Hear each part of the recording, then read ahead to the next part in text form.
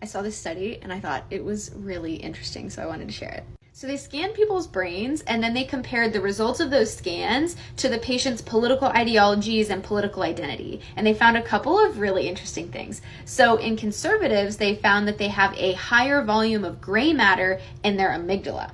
In the liberal patients, they found that there was a greater volume of gray matter in the anterior cingulate cortex instead of the amygdala like the conservatives had. And just to ensure that this study was giving accurate results, they did it backwards, where they also just took the results of the brain scan and then tried to predict the ideology and identity of the patient, and they were able to do so with a high amount of accuracy. Now let's talk about what this means. So the amygdala is the part of your brain that makes you feel fear. It's like part of your fear center. And they found that the larger your amygdala, the more likely you were to identify as conservative and agree with conservative beliefs. And so the brain chemistry of conservatives is more sensitive to feelings of fear.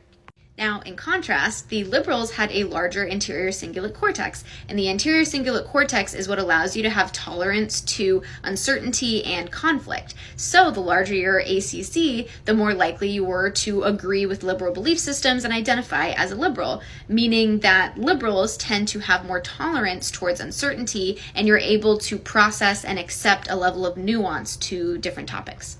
And obviously neuroscience is a very complex field, so this is just a study showing correlation, but an interesting correlation nonetheless, because then it allows us to ask questions like, well, is it the chicken or the egg, right? Is your brain naturally more sensitive to fear, thus leaving you vulnerable to the fear-mongering tactics of conservative politicians? Or are you already conservative, and because of the fear-mongering tactics of conservative politicians, does the fear center of your brain grow larger as you're told to consistently be fearful? And then we can ask the same thing about liberals on the other side, right? If liberals have a larger ACC and your ACC is responsible for functions like cost-benefit monitoring, conflict resolution, decision-making, tolerating levels of uncertainty, is your brain naturally more able to do those things, which allows you to identify and understand liberal ideologies? Or are you already liberal, and because liberal ideologies and liberal belief systems sort of force you to understand nuance and force you to do cost-benefit analysis, because it forces you to do that, that part of your brain responsible for that grows larger? I don't know. Either way, I think it's important to have some self-reflection and think, do I respond and operate out of fear, or do I exhibit tolerance because I'm able to accept nuance in the issues at hand? And how does this affect my political identity? You know?